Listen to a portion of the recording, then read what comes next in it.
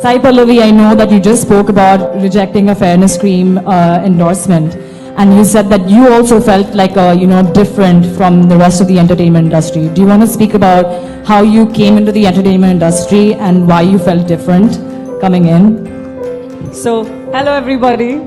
Hi.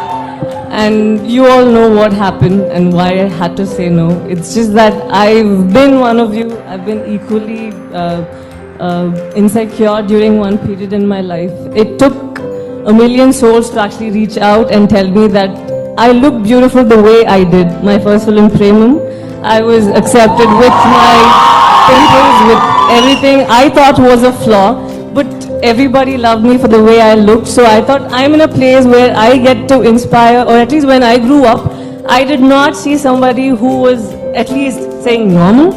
So I felt that if I was going to help another 10 people out there, I consider myself blessed. Firstly, it's just that we grow up seeing a lot of people who have perfect features, perfect body. That is what we believe, because she looks that beautiful, she looks that fair, she's got perfect features. We consider them to be actors and actresses. So that's how I was. I grew up seeing Trisha and Simran and all of them. They had perfect figure, they had great body. But then there was one point at which I didn't know whether I wanted to become an actor.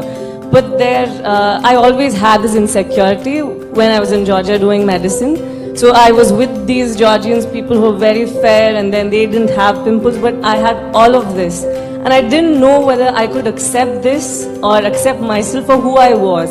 And then I come back to India, and I'm so happy that Alphonse picked me for Premam. I was so nervous the day the movie got released. I was wondering, what if people abroad are going to be there teasing me, what a Raga is going to say. They're obviously going to say, I don't look like Simran, I don't look like Trisha. So this is going to be bad news for me. And then I ended up seeing tweets after I went back to Georgia. People were actually happy seeing someone in their own skin. And that made me feel so confident about myself.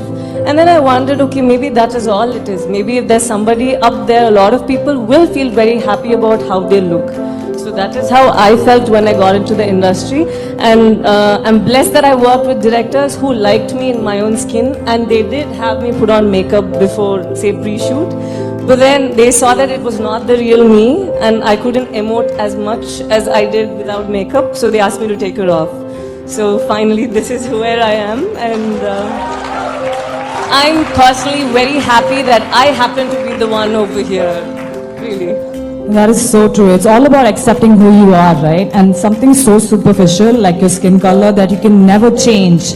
How can you not accept it? And I actually truly believe that melanin is a superpower, and I think everyone in India is blessed with it.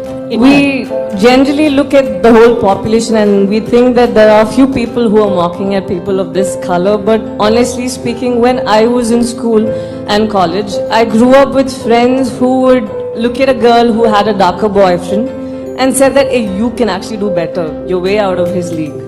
And when you see a guy with a girl who's a little darker, you end up saying, I think there's something else this guy is. What does he see in this girl? So we end up saying such things, and it's just nobody, no person who is there trying to make you feel bad. It's just us. We must have at some point of time passed that comment, and right now it's coming back to us. It's just a boomerang.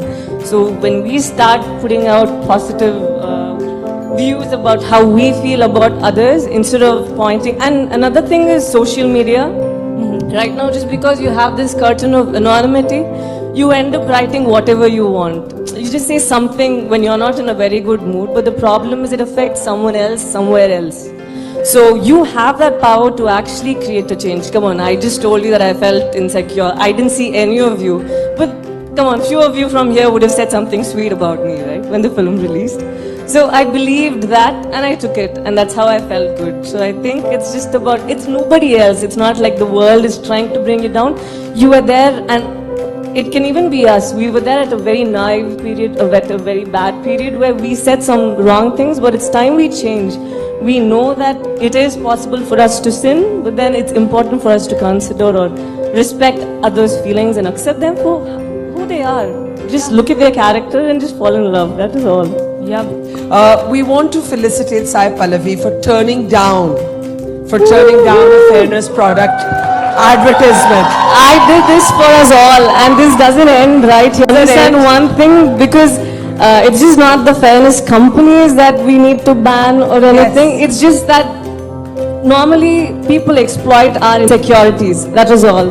As long as you're insecure, they're going to find some way or the other. Even if we ban the fairness streams, they're going to come up with something which says natural products. You have natural peel, which is with orange and all of it. This is never going to end, as only you should be confident about yourself and love the people around you and give them some appreciation.